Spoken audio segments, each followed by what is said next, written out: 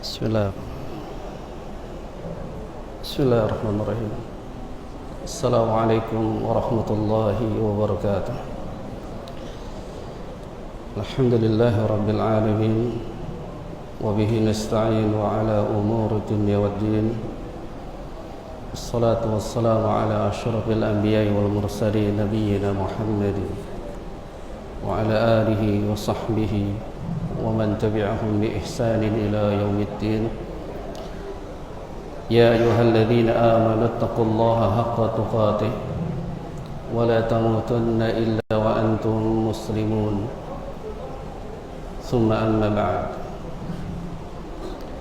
إخواني وأخواتي في الدين، معاشر المسlimin, sidang salat az-zuhur yang semoga dirahmati dan dimuliakan Allah Subhanahu wa taala. Alhamdulillah, kita bersyukur kepada Allah atas limpahan karunia dari nikmatnya sehingga kita masih bisa melaksanakan ibadah, mendekatkan diri kita kepada Allah dengan melaksanakan salat zuhur berjamaah. Kemudian insyaAllah dilanjut dengan duduk sejenak, kita bermajlis mempelajari kitab Al-Kabair, dosa-dosa besar yang ditulis oleh Al-Imam Az-Zahabi rahimahullah. Dan pertemuan yang berbahagia ini jamaah sekalian, kita masih melanjutkan Al-Kabiratul Ula. Dosa besar yang pertama adalah asyirku billah, syirik kepada Allah Subhanahu wa taala. Di antaranya al-mu'alif rahimahullah menjelaskan bahawa syirik itu terbagi menjadi dua. Ada asyirkul akbar dan asyirku asghar. Ada yang besar dan ada yang kecil. Syirik yang besar sudah kita jelaskan pada pertemuan yang lalu, dan kali ini kita akan menjelaskan dosa besar namun pembagian dari syirik yang kecil. Jamaah sekalian rahimakumullah, bahwa syirik yang kecil ini di antaranya beliau menjelaskan minasyirki ar-riya' bil a'mali. Syirik yang kecil adalah seseorang itu melakukan riya di dalam amalan. Jadi makna riya adalah seseorang beramal ingin dilihat atau mendapatkan pujian dari manusia. Kama qala Allah Ta'ala fi kitabihil karim, sebagaimana Allah Subhanahu wa taala berfirman di dalam Al-Qur'an pada surat Al-Kahfi. Itu pada ayat ke-110 Allah firmankan, "Faman kana yarju liqa rabbih falyamal 'amalan salihan wa la yusyrik bi'ibadati rabbih ahada." Allah berfirman, barang siapa yang mengharapkan perjumpaan dengan Rabb-Nya, maka hendaknya dia mengerjakan amal saleh, wala yusyrik bi'ibadati rabbih ahada, dan jangan dia menyekutukan Allah, yaitu di dalam beribadah kepada Allah Subhanahu wa taala. Maksudnya ayat yang mulia ini, kata beliau Al-Imam Az-Zahabi rahimahullah, la yara'i bi'amalihi ahadan. Jangan sampai hambanya ini ketika beribadah kepada Allah, dia mengikutkan, membawa dengan riya. Maksudnya adalah dia beribadah kepada Allah namun tujuan niatnya adalah untuk mengharapkan pujian dari manusia. Oleh kerana itu para ulama memberikan peringatan yang sangat keras di dalam masalah ini. Disebutkan oleh Al-Imam Ibnu Qayyim Al-Jauziyah rahimahullah, beliau pernah mengatakan bahawa amma syirku fil iradat wan niyat, ada syirik di dalam tujuan atau syirik niat, yang beliau mengatakan di dalam perkataannya, fadzalika al-bahru alladhi la sahila lahu wa qalla man yanju minhu. Beliau mengatakan bahwa syirik di dalam niat itu, di dalam tujuan atau yang disebut dengan riya, beliau mengatakan ibarat seperti lautan yang tidak bertepi. Nah, ketika lautan yang tidak bertepi seseorang ketika masuk di dalamnya, maka sedikit sekali seseorang itu akan selamat darinya. Apa yang bisa diambil pelajaran dari perkataan Al-Imam Ibn Qayyim Al-Jauziyah rahimahullah? Bahwa barang siapa yang ketika beramal saleh, faman arada bi'amalihi ghaira wajhillahi nawa syai'an min ghairi taqarrubi ilaihi wa talaba al-jazaa'a min faqad asyrak fi niyatihi wa iradatihi. Maka barang siapa yang beramal mengharapkan selain mengharapkan wajah Allah, dia mendekatkan diri kepada selain mengharapkan ganjaran dari Allah, maka faqad asyraka fi niyatihi wa iradatihi, maka sungguh dia telah menyekutukan Allah di dalam niat dan tujuan ibadah itu. Dari sinilah kita harus wajib mentauhidkan Allah di seluruh ibadah.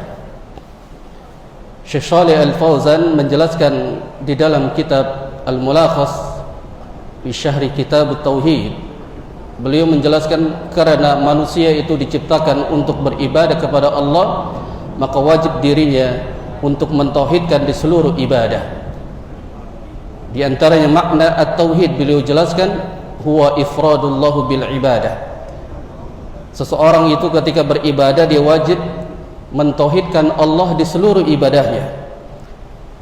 Tauhid adalah membersihkan, memurnikan di dalam seluruh ibadah kepada Allah. Oleh karena itu kita harus ikhlas tujuan ibadah kepada Allah.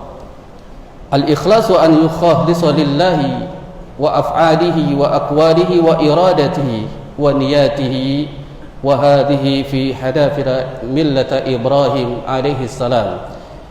Di antara ikhlas ditunjukkan untuk Allah di seluruh perkataan, di seluruh perbuatan, dan juga di seluruh dari niat-niat kaum muslimin di seorang hamba. Ketika dia beribadah kepada Allah, dia luruskan untuk Allah, maka dia termasuk mengikuti milah Ibrahim alaihi salam. Kerana Nabi Ibrahim ketika itu diperintahkan oleh Allah Tabaraka wa Ta'ala untuk beribadah dan mentauhidkannya. Sebagaimana beliau menjelaskan bahawa Allah perintahkan kepada Nabi Ibrahim untuk mengambil dari risalah yang diturunkan oleh Allah Subhanahu wa Ta'ala. Maksudnya untuk beragama Islam, pada hakikatnya Islam itu adalah mentauhidkan Allah. Maka siapa yang ketika dia berdiri berpegang kepada Islam, maka wajib dia membersihkan segala kesyirikan, baik syirik yang besar maupun yang kecil di dalam ibadahnya. Maka hakikat Islam itu adalah dia mentauhidkan Allah Subhanahu wa Ta'ala. Nah, jamaah sekalian rahimakumullah, bahayanya syirik yang kecil ini di antaranya termasuk bagian daripada dosa-dosa yang besar. Rasulullah sallallahu alaihi wasallam pernah bersabda dalam hadis yang dikeluarkan oleh Al-Imam Ahmad dan juga oleh Al-Imam Baihaqi di dalam kitab Syu'abul Iman. Sabda Nabi sallallahu alaihi wasallam, "Iyyakum wasyirkul asghar." Takutlah kalian kepada yang namanya syirik yang kecil. Qalu ya Rasulullah, wa ma syirkul asghar? Maka para sahabat pada saat itu bertanya kepada Rasulullah, apa yang dimaksudkan syirik yang kecil itu wahai Rasulullah? Lalu Rasulullah sallallahu alaihi wasallam bersabda, "Ar-riya'u yaqulullahu ta'ala yauma jazaa al-ibadati bi'amalihim."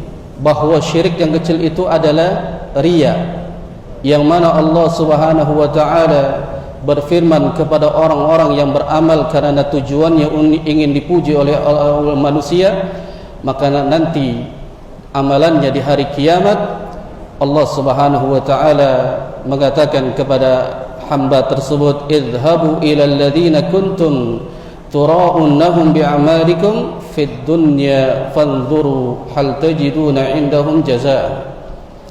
Allah berfirman kepada hamba yang ketika beribadah kepada Allah namun niatnya untuk dipuji manusia, ingin dilihat oleh manusia. Allah katakan, pergilah kepada orang-orang yang kalian amalannya, ibadahnya ingin dilihat oleh mereka, maka ketika dia hari kiamat mereka tidak mendapatkan sedikit pun balasan di sisi Allah Subhanahu wa taala. Maka perbuatan riya ini akan menghapuskan segala bentuk dari amalan-amalan yang dilakukannya.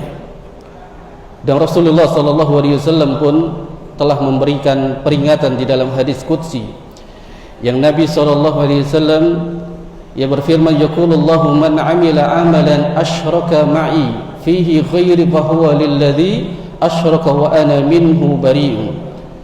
Allah Subhanahu wa taala berfirman, ini hadis qudsi, barang siapa yang beramal, melakukan suatu amalan kemudian dia menyekutukan denganku, maka sungguh Allah Subhanahu wa taala nanti pada hari kiamat kelak berlepas diri darinya, tidak diberikan sedikit pun ganjaran dari Allah Subhanahu wa taala. Dan dalam hadis yang lain Rasulullah pun bersabda, man raya rayallahu bihi wa man sama'a sama'allahu bihi. Barang siapa yang berlaku riya di dalam ibadah, maka Allah akan memperlihatkan keburukannya.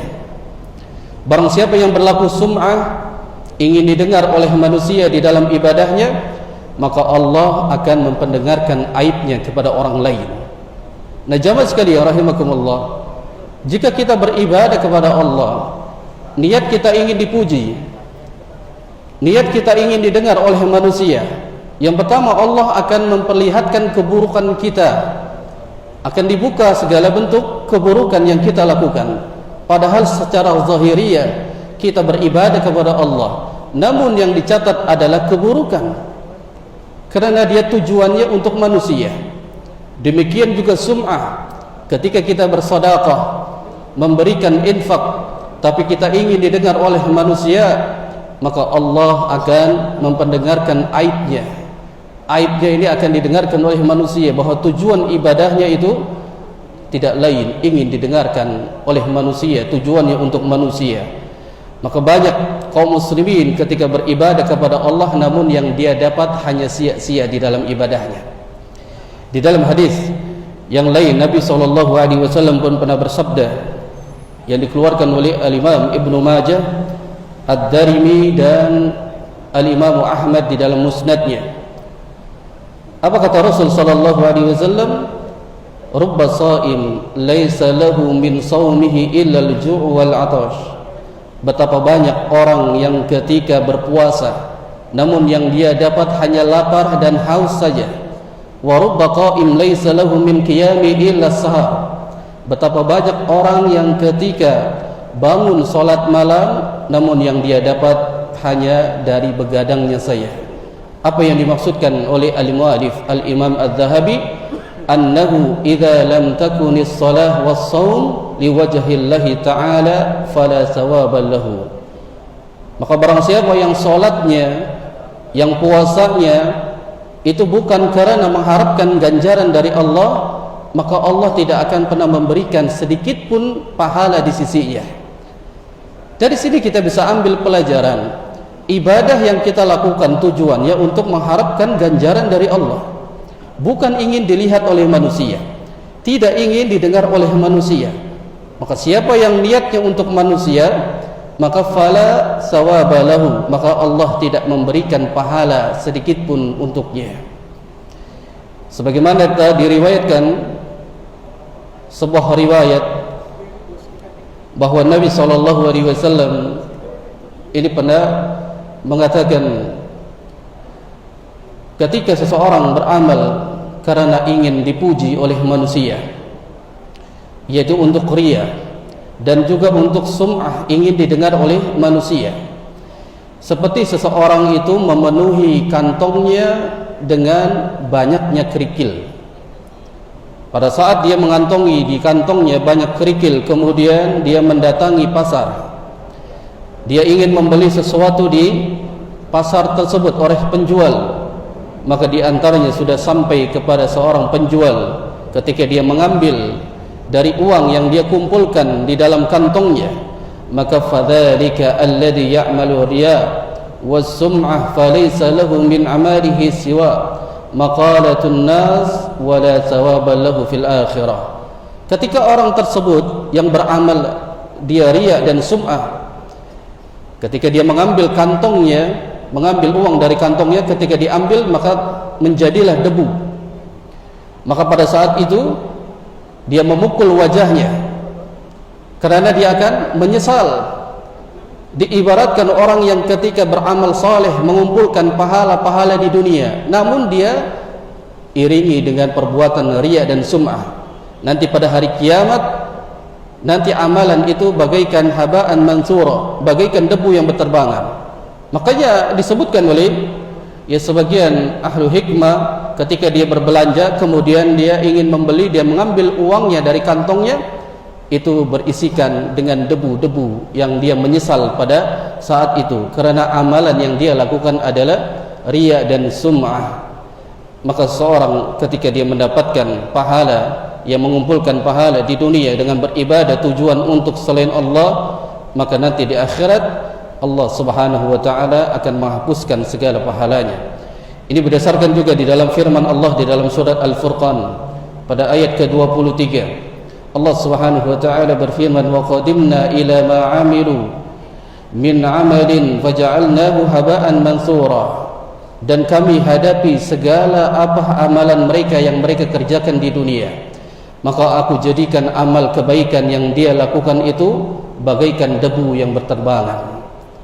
Jamaah sekalian rahimakumullah, ini bahayanya seseorang beramal, melakukan amalan bukan mengharapkan wajah Allah Subhanahu wa taala, dan Allah akan menghapuskan segala apa yang dia lakukan, pahala-pahalanya dijadikan sebagai jadi waja'alna kal haba'a mansura, sebagai debu yang berterbangan. Di dalam riwayat yang lain bahwa Nabi SAW pernah juga menyebutkan bahwa dari Adi bin Abi Hatim At-Ta'i meriwayatkan bahwa Rasulullah SAW pernah bersabda, pada hari kiamat nanti beberapa golongan dari manusia akan diperintahkan untuk menuju surga. Maka ketika mereka dekat dengan surga, yang mana kita tahu surga itu dapat dicium keharumannya dari jauh, sejauh mata memandang, menyaksikan dari istana-istana di dalam surga, serta apa yang dijanjikan oleh Allah bagi siapa yang dia beramal karena Allah, dan Allah Subhanahu wa taala akan menjanjikan itu bagi penghuni-penghuninya. Maka di antaranya terdengarlah seruan bahwasanya ada orang yang diusir.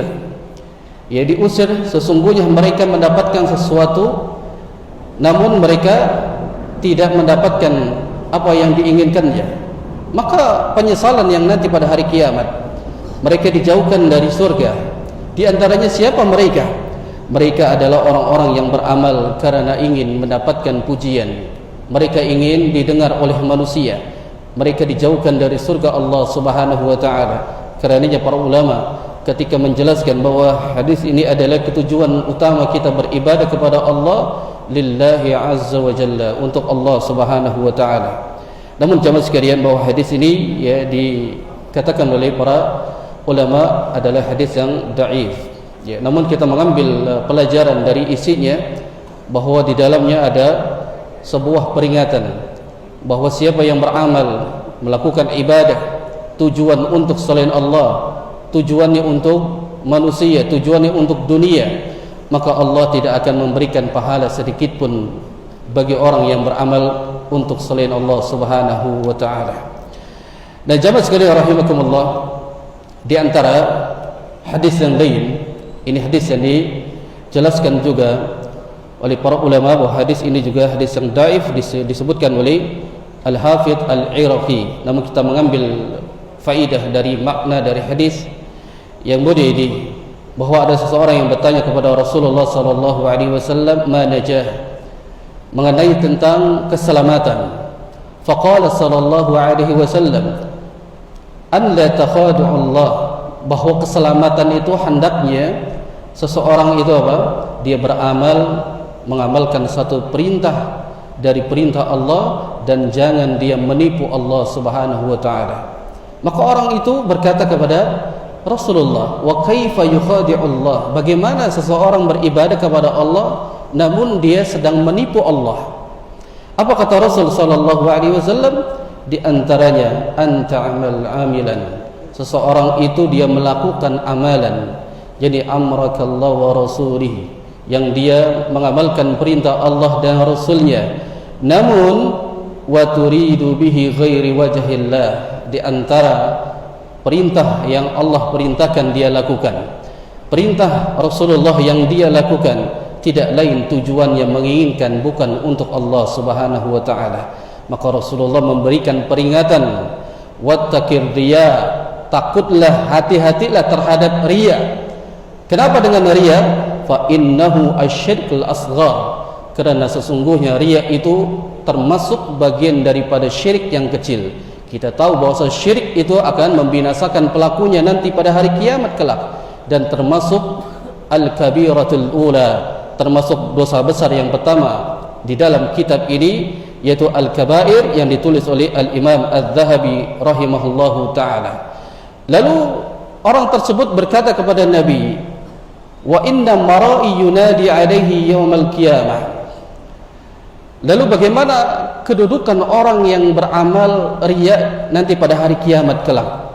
Maka kata Rasul sallallahu alaihi wasallam, nanti di padang mahsyar dikumpulkan seluruh makhluk, seluruh umat dari setiap umat dari para nabi, mereka akan dihisab dan akan dimizan, dan mereka akan melewati jembatan sirat, namun Allah memanggil di antaranya orang-orang yang melakukan amal ibadah karena untuk riya. Allah Subhanahu wa taala memanggilnya di antaranya dengan 4 nama. Dengan 4 nama. Yang pertama, mereka akan dipanggil ya murai. Mereka akan dipanggil dengan ya murai, wahai hamba yang beribadah karena ingin mendapatkan pujian dari manusia. Wahai si pelaku riya, ini akan dipanggil. Ya, ini panggilan pertama bagi orang yang beribadah tapi tujuannya untuk selain Allah. Maka yang kedua, mereka akan dipanggil ya ghadir. Di antaranya ya ghadir, ini orang-orang yang penipu. Wahai orang yang menipu, pada hakikatnya dia beribadah, salat di hadapan Allah, menghadap kiblat, tapi dia hendak menipu Allah karena di dalam hatinya dia ingin mendapatkan pujian dari manusia. Makanya dipanggil di hari kiamat, Allah mengatakan ya ghadir, wahai penipu. Jadi Allah mengetahui ketika di dunia hatinya tujuannya untuk siapa ibadah itu. Ini panggilan yang kedua. Sedangkan panggilan yang ketiga, Allah akan memanggil orang-orang yang melakukan amalan untuk selain Allah, ya fajir, wahai orang yang melakukan dosa. Sungguhnya orang yang beribadah tapi tujuannya untuk manusia, merekalah orang-orang yang mendapatkan dosa. Wahai si pendosa, maka dia dipanggil, maka dia akan kembali dan menghadap Allah Subhanahu wa taala. Sedangkan yang terakhir, mereka akan dipanggil ya khasir, wahai orang yang merugi. Ya, mendekatlah akan dihisab Allah ketika dia itu sudah mempersiapkan amalannya, dibuka seluruh catatannya, ya khasir, dia akan merugi karena setiap amalan yang dia lakukan ketika di dunia itu bagaikan habaan mansura, sebagai debu-debu yang berterbangan. Maka tidak ada manfaatnya sama sekali ketika dihisab Allah Subhanahu wa taala. Ini kerugian bagi orang-orang yang beramal namun amalannya untuk selain Allah.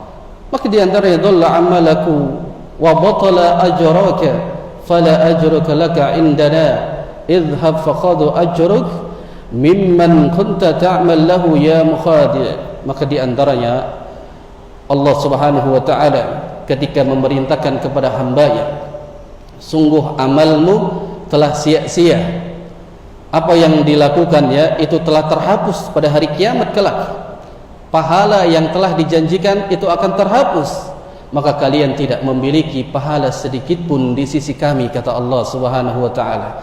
Maka pergilah, Allah memerintahkan pergi kepada hamba tersebut, ambillah pahala yang engkau sediakan kepada orang yang ingin engkau mendapatkan pujian dari manusia tersebut. Allah berlepas diri kepadanya.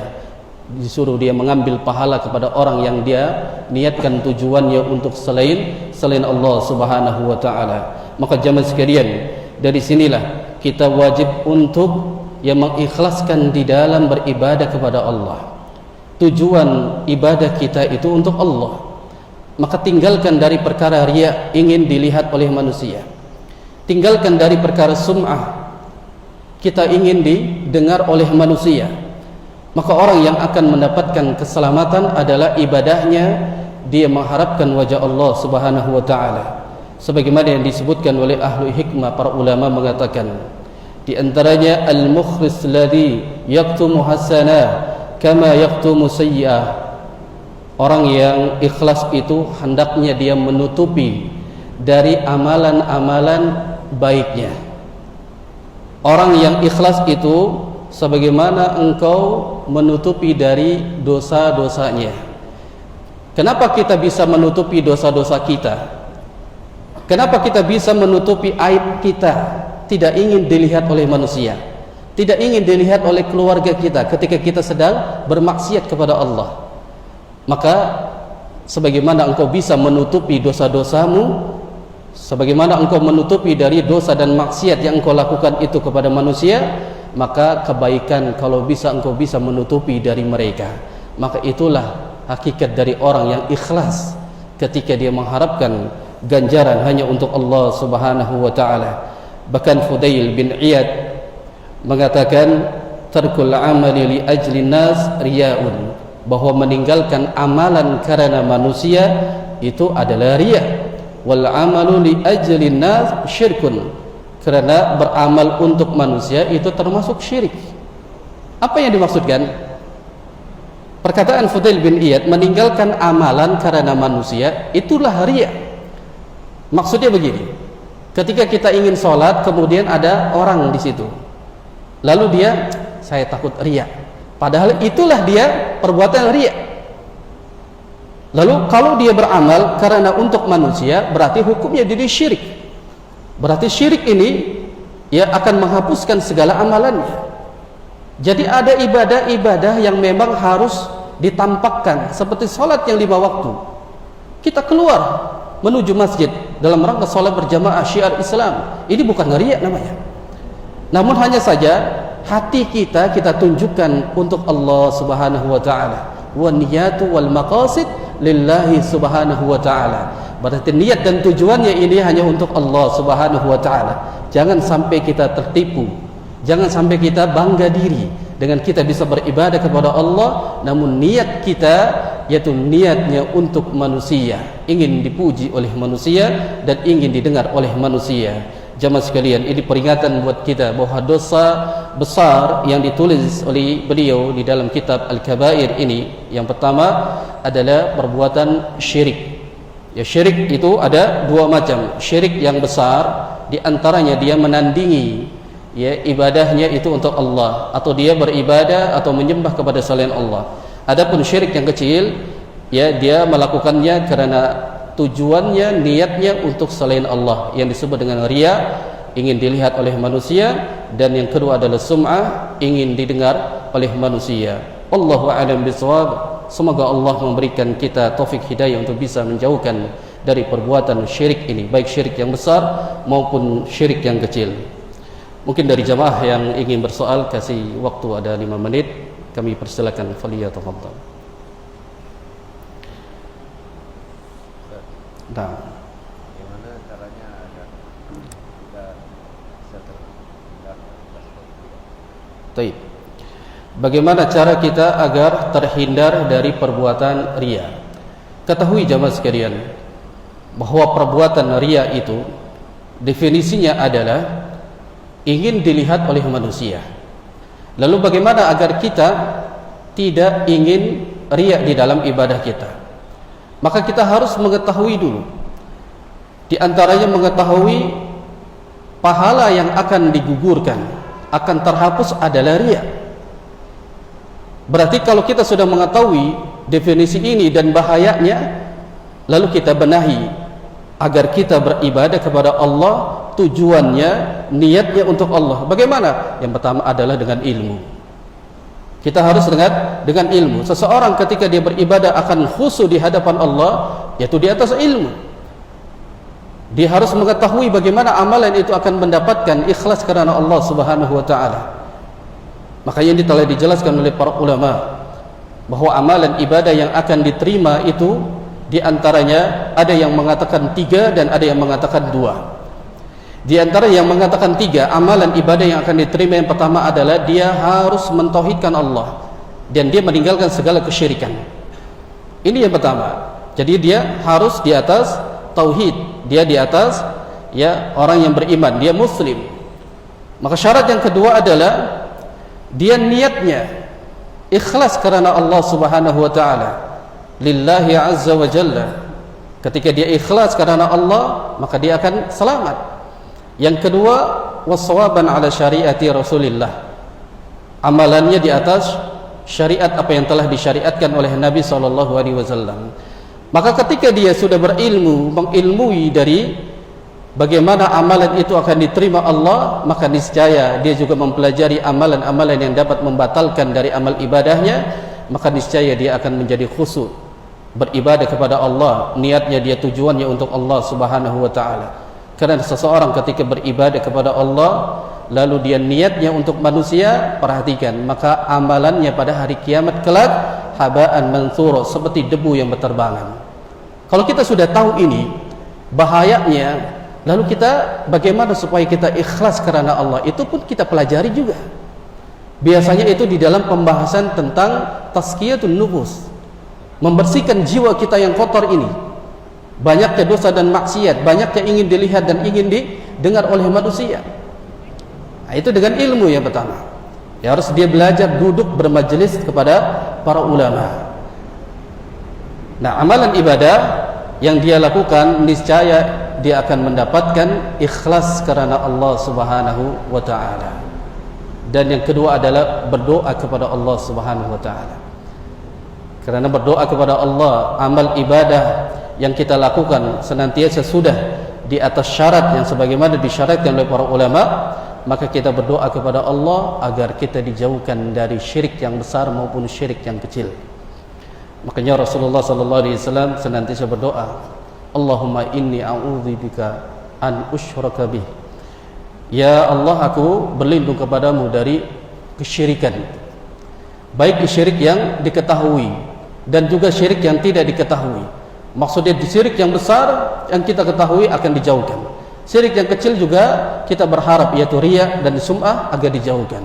Kita berdoa kepada Allah dan senantiasa kita berdoa agar kita terus di atas agama Rasulullah sallallahu alaihi wasallam, membersihkan diri di antaranya ya muqallibal qulub tsabbit qalbi ala dinik. Ya Rabb yang membolak-balikkan hati, tetapkan hatiku di atas agamamu. Ya musarrifal qulub sarrif qalbi ala ta'atika. Wahai zat yang mengarahkan hati, di sini kita bermohon kepada Allah agar Allah mengarahkan hati kita agar kita bisa mentaati Allah dan juga kita mengikhlaskan di dalam ibadah kepada Allah Subhanahu wa taala. Tidak ada yang tidak bisa bagi Allah Subhanahu wa taala untuk mengarahkan hati hambanya, menentukan jadi di atas kematian, di atas Islam, di atas tauhid, yaitu kita berdoa kepada Allah Subhanahu wa taala. Wallahu a'lam bissawab. Cukup ikhwan? Masih ada satu? Kasih satu lagi. Baik. Kalau tidak ada, kita cukupkan. Semoga Allah Subhanahu wa taala membimbing kita, memberikan taufik hidayah agar kita senantiasa bisa beribadah kepada Allah. Di antaranya agar kita bisa mentauhidkan Allah dan menjauhkan dari perkara riya dan sum'ah, apalagi perkara ujub, berbangga diri, bisa beribadah kepada Allah namun yaitu adalah tipuan bagi Allah Subhanahu wa taala. Aku qouli hadza wa astaghfirullah li wa lakum. Subhanakallah wa bihamdik asyhadu an la ilaha illa anta astaghfiruka wa atubu ilaik. Wassalamu alaikum warahmatullahi wabarakatuh.